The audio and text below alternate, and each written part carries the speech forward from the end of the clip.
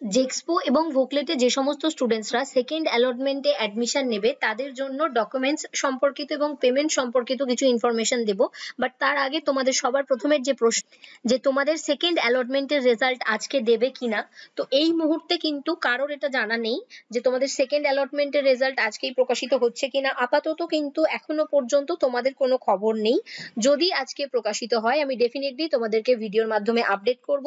আবার আজ যেহেতু সানডে, তো সেক্ষেত্রে জানি না কতটা কি হবে, বা ফার্স্ট কাউন্সিলিং এর তোমাদের যে রেজাল্ট সেটাও তোমরা জানো রাত্রে 11টার পর বার করেছিল। তো ওয়েট করা ছাড়া এই মুহূর্তে আর কিছু করার নেই। ওয়েট করো, যদি বেরোয় আমি তোমাদেরকে ভিডিওর মাধ্যমে আপডেট দেবো, অথবা তোমরা অফিসিয়াল যে এখানে ওয়েবসাইট এখানেও দেখতে পারো, এখানে দেখিয়ে দেবে যে সেকেন্ড অ্যালটমেন্টের রেজাল্ট তোমাদের চলে এসেছে। এরপর চলে আসছি সেকেন্ড অ্যালটমেন্টে যে সমস্ত স্টুডেন্টসরা অ্যাডমিশন নিতে যাবে তাদেরকে কলেজে কিন্তু একটা অনলাইন পেমেন্ট করতে হচ্ছে। তোমাদের ভর্তির যে ফিসটা সেটা কোনো কোনো কলেজে 800, কোনো কোনো কলেজে 600। তো এই যে ফিসটা, এই ফিসটা কিন্তু অনলাইন পেমেন্ট করতে হবে। এবার তোমাদের যেটা হচ্ছে যে অনেক স্টুডেন্টের এরকম হয়েছে, তোমাদের পেমেন্ট একবার করেছে, টাকা কেটে নিয়েছে, সেখানে মানে ইনস্ট্যান্ট দাঁড়িয়েই কিন্তু সাকসেসফুল হয়নি। তো সেক্ষেত্রে তোমরা যারা মানে যে অ্যাকাউন্ট থেকে পেমেন্টটা করবে সেখানে একটু চেষ্টা করবে ব্যালেন্সটা একটু বেশি রাখার, কারণ একবার পেমেন্ট যদি ফেল হয়ে যায় সেখানে তোমাকে আবার পেমেন্ট করতে হবে। কলেজের তরফ থেকে যদিও বলা হয়েছে ওই মানে ডবল টাকা যেটা কেটেছে সেটা 48 ঘন্টার মধ্যে মানে চলে আসবে, বাট স্টিল। তো মালদা পলিটেকনিক কলেজে কিন্তু তোমাদের অনলাইনে 800 টাকা পেমেন্ট করতে হয়েছে এবং অফলাইনে 100 টাকা পেমেন্ট করতে হয়েছে। বিড়লা ইনস্টিটিউট অফ টেকনোলজিতেও তাই, অনলাইনে 800 টাকা আর অফলাইনে 100 টাকা। আর কে মিশন, রামকৃষ্ণ মিশন শিল্পপীঠে কিন্তু 600 টাকা অনলাইন আর 320 টাকা অফলাইন পেমেন্ট করতে হয়েছে, টোটাল 920 টাকা। ওকে, তো এইভাবে মোটামুটি 1000 টাকার মধ্যে তোমাদের কিন্তু পেমেন্ট হয়ে যাবে।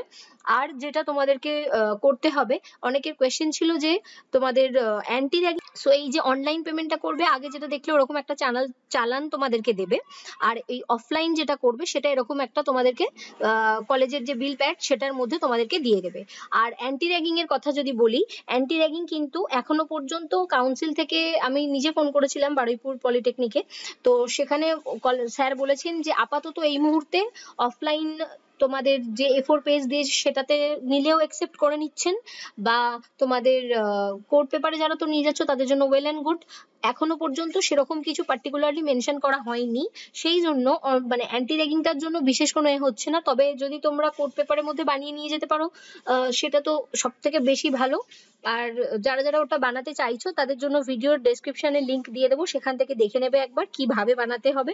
বাট রামকৃষ্ণ মিশনে কিন্তু অনলাইন করা হয়েছে, অনলাইন ওখানের স্যারেরাই নিজেরা করে দিয়েছেন। রামকৃষ্ণ মিশন শিল্পপীঠে যে স্টুডেন্ট অ্যাডমিশন নিয়েছে তার থেকেই তোমাদের ইনফরমেশনটা দিচ্ছি।